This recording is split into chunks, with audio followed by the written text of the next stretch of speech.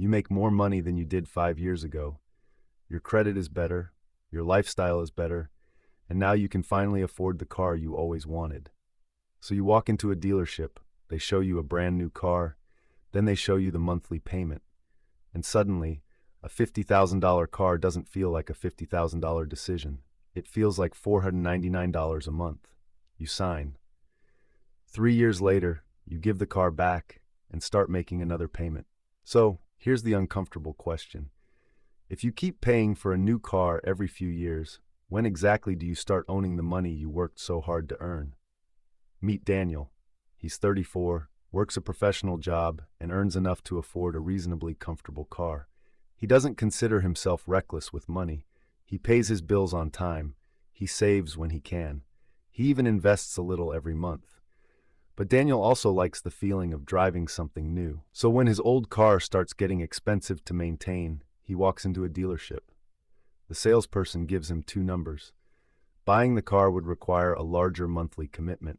Leasing looks cheaper. Daniel focuses on the monthly payment. And that's where the psychology begins. Because humans are naturally drawn to manageable monthly numbers. A $450 payment feels different from hearing that the car will cost tens of thousands of dollars over time. The monthly number feels small enough to absorb. The total cost feels much harder to emotionally process. Daniel chooses the lease. For the next 3 years, he drives a newer car, has predictable payments, and enjoys the feeling of not having to think much about long-term ownership. Then the lease ends. Daniel returns the car and suddenly he needs another one. Maybe he leases again. Maybe he finances another new vehicle. Either way, the cycle continues. This is the part many people miss. A lease isn't necessarily a bad financial decision. It can make sense for someone who values driving a newer vehicle, wants predictable ownership costs, changes cars frequently, or simply doesn't want to keep a vehicle for a long time. The problem begins when someone treats the lower monthly payment as proof that the car is cheaper. It isn't. A lease and a purchase are different financial arrangements. With a purchase, you're generally paying toward ownership. With a lease, you're primarily paying for the vehicle's use and depreciation during the lease period, along with other contractual costs. And depreciation is the hidden character in this entire story.